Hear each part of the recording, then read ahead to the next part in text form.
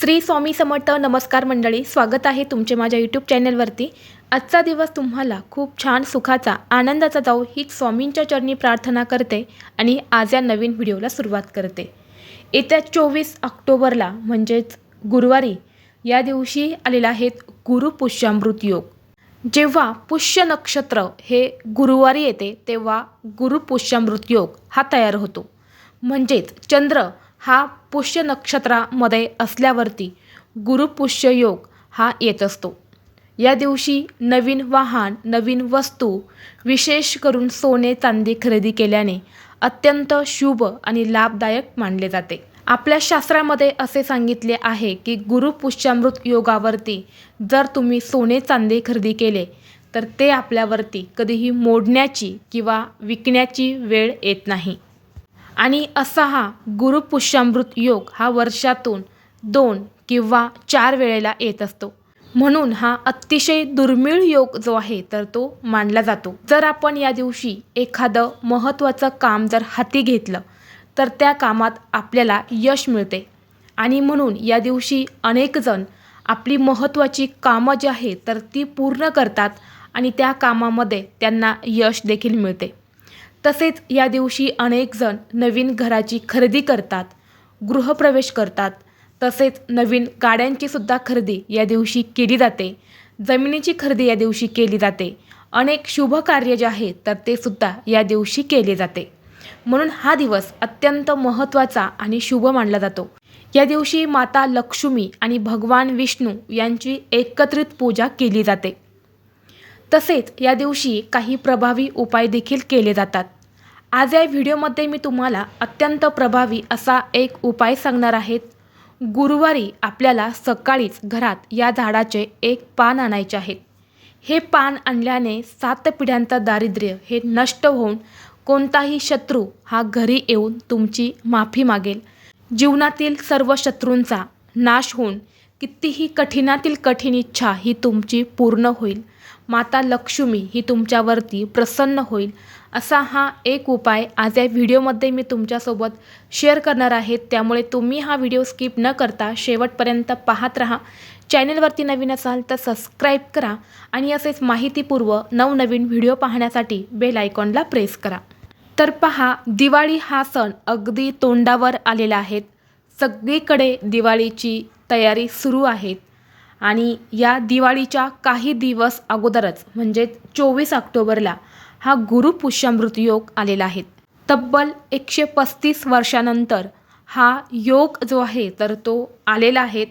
या गुरुपुष्यामृत योगाचा प्रारंभ 24 ऑक्टोबरला सकाळी 6:38 होणार आहेत आणि समाप्ती दुसऱ्या दिवशी म्हणजे 25 ऑक्टोबरला शुक्रवारी सकाळी 6:38 होणार आहेत.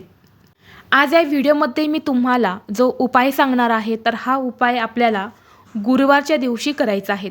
गुरुवारी हा उपाय तुम्ही सकाळी 12 वाजण्याच्या अगोदरच करायचा आहे. 12 वाजण्या अगोदर हा उपाय तुम्ही कधीही करू शकता. 12 वाजल्यानंतरनं हा उपाय तुम्हाला करता येणार नाहीत. हा उपाय केल्याने तुमच्या मनातील प्रत्येक इच्छा ही 100% पूर्ण होईल. प्रत्येकाच्या मनामध्ये काही ना काही इच्छा ही असतेच. अगदी माझ्यापासून ते तुमच्यापर्यंत आपल्या सर्वांच्याच मनामध्ये छोट्या मोठ्या इच्छा या असतात. आणि ह्या इच्छा पूर्ण होण्यासाठी आपण आपल्या आयुष्यामध्ये कष्ट, मेहनत ही करत असतो. आपल्या सर्व इच्छा पूर्ण होण्यासाठी आपल्याला कष्ट आणि मेहनत ही तर करावीच लागते. परंतु या कष्टाला आणि मेहनतीला यश मिळणे हे सुद्धा तितकेच महत्त्वाचं आहे. बऱ्याच वेळा असं होतं की आपण आपली इच्छा पूर्ण करण्यासाठी 100% प्रयत्न करत असतो, भरपूर कष्ट करतो. परंतु कधीकधी कितीही कष्ट केले, कितीही प्रयत्न केले तरीही आपल्या प्रयत्नांना आणि कष्टाला फळ मिळत नाही. आणि बऱ्याच वेळा आपण म्हणतो माझं नशीबच खराब आहे. परंतु जर विशेष तिथीवरती आपण आपल्या कष्टासोबतच आणि मेहनतीसोबतच काही प्रभावी उपाय आणि सेवा केल्या तर नक्कीच आपलं नशीब हे आपल्याला साथ देत असतं. जेव्हा आपल्या कुंडलीमधले ग्रह हे कमकुवत असतात तेव्हा आपले प्रयत्न, मेहनत ही अपूर्ण पडत असते. आणि म्हणून गुरुपुष्यामृत योगावरती जर तुम्ही हा एक उपाय जर केला तर नक्कीच तुम्हाला प्रत्येक कामात यश मिळेल. तुमच्या मनातील कितीही कठीणातील कठीण इच्छा ही पूर्ण होईल. तसेच प्रत्येकाच्या जीवनामध्ये एकतरी शत्रू हा असतोच.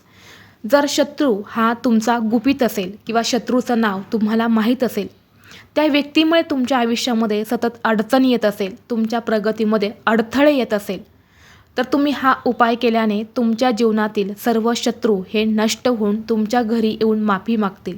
तसेच माता लक्ष्मी ही तुमच्यावरती प्रसन्न राहून घरातील 7 पिढ्यांचं दारिद्र्य हे नष्ट होईल.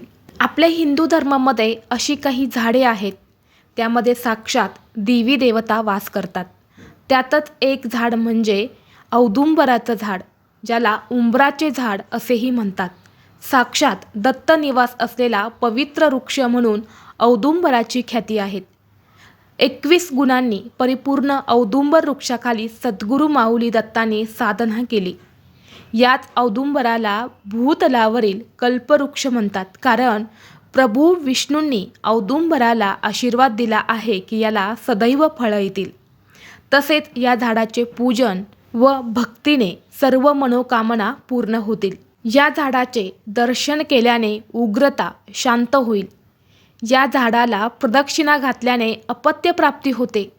तसेच या झाडाच्या सेवेने जन्मजन्मांची पापे ही नष्ट होतात आणि इच्छित फलप्राप्ती होते. इतकं महत्त्व या उंबराच्या झाडाला दिले जाते. या झाडाची पूजा खास करून गुरुवारी केली जाते आणि गुरुवारी गुरुपुष्यामृत योग हा आलेला आहे आणि याच योगावरती हा उपाय करायला विशेष महत्त्व आहे. तर तुम्हाला काय करायचे आहेत, गुरुवारी सकाळी लवकर उठायचं आहे. अंघोळीच्या पाण्यामध्ये चिमूटभर हळद टाकायची आहेत. या पाण्याने स्नान करून तुम्हाला स्वच्छ कपडे परिधान करायचे आहेत. तुमच्याकडे पिवळ्या रंगाचे कपडे असेल तर ते तुम्हाला परिधान करायचे आहेत. आपल्या देवघरातल्या देवतांची पूजा ही तुम्हाला करून घ्यायची आहेत आणि यानंतर लगेचच तुम्हाला हा उपाय करायचा आहे. अशा प्रसन्न वातावरणामध्ये जेव्हा आपण काही उपाय करतो तेव्हा देवी देवता हे आपल्यावरती प्रसन्न होतात आणि आपल्या उपायाचं आपल्याला निश्चितच फळ मिळत असतं. सर्वप्रथम तुम्हाला तांब्याचा कलश शुद्ध पिण्याच्या पाण्याने भरून घ्यायचा आहे. त्यामध्ये तुम्हाला 1 चिमूटभर काळे तीळ आणि 1 चमचाभर कच्चं दूध तसेच चिमूटभर हळद तुम्हाला टाकायचे आहेत. यानंतरनं शुद्ध गाईच्या तुपाचा दिवा हा तुम्हाला प्रज्वलित करून घ्यायचा आहेत आणि 2 अगरबत्ती तुम्हाला घ्यायच्या आहेत. सोबतच हळदी कुंकू आणि अक्षरसुद्धा आपल्याला घ्यायचे आहेत. या सगळ्या वस्तू घेऊन तुम्हाला जायचं आहे उंबराच्या झाडापाशी. गेल्यानंतरनं सर्वप्रथम तिथे दिवा तुम्हाला प्रज्वलित करायचा आहे, अगरबत्ती लावायची आहेत. यानंतरनं ते जल तुम्हाला या वृक्षाला अर्पण करायचं आहे, हळदी कुंकू लावायचं आहे आणि जे तांदूळ तुम्ही सोबत नेलेले आहेत तर त्या तांदळावरती थोडंसं हळदी कुंकू टाकून तुम्हाला लाल पिवळ्या अक्षता ज्या असतात तर त्या बनवायच्या आहेत आणि त्या या वृक्षाला तुम्हाला अर्पण करायच्या आहेत. यानंतरनं 7 प्रदक्षिणा करायच्या आहेत. दिगंबरा दिगंबरा श्रीपाद वल्लभ दिगंबरा तुम्हाला असं म्हणत 7 प्रदक्षिणा करायच्या आहेत. दोन्ही हात जोडून तुम्हाला नमस्कार करायचा आहेत आणि त्या वृक्षाचं एक पान जे आहे तर ते तुम्हाला तोडायचं आहे. तोडताना तुम्हाला माफी मागायची आहेत. हे पान तुम्ही कशासाठी नेत आहेत ते सुद्धा तुम्हाला सांगायचं आहे आणि एक पान तोडून तुम्हाला घरी आणायचं आहे. घरी आणल्यानंतरनं हे पान तुम्हाला स्वच्छ धुवून काढायचं आहे. थोडंसं लाल कुंकू घ्यायचं आहे, त्या कुंकवामध्ये पाणी टाकायचं आहे आणि एक काडी घेऊन तुम्हाला त्या पानावरती अगदी 1 ते 2 शब्दामध्ये तुमची इच्छा लिहायची आहे. जसे की नोकरी प्राप्ती असेल तर नोकरी मिळण्यासाठी, धनप्राप्ती होण्यासाठी, मुलांची प्रगती होण्यासाठी, शत्रू त्रास दूर होण्यासाठी, कुटुंबाची प्रगती होण्यासाठी जी काही तुमची इच्छा असेल त्या पानावरती तुम्हाला लिहायची आहेत.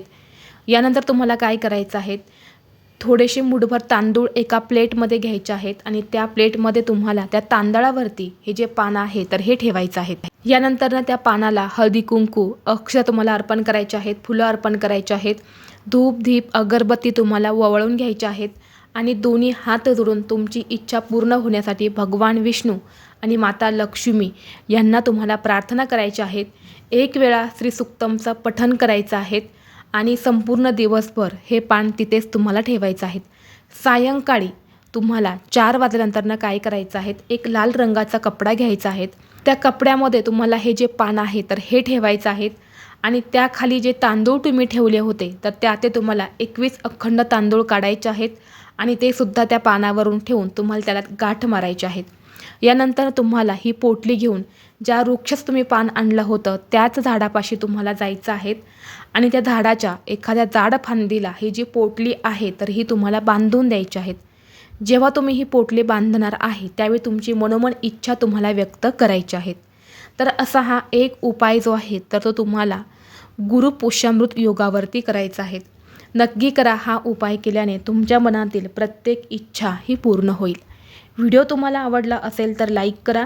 चॅनलवरती नवीन असाल तर सबस्क्राईब करा आणि हा व्हिडिओ आपले मित्रपरिवारासोबत शेअर करा.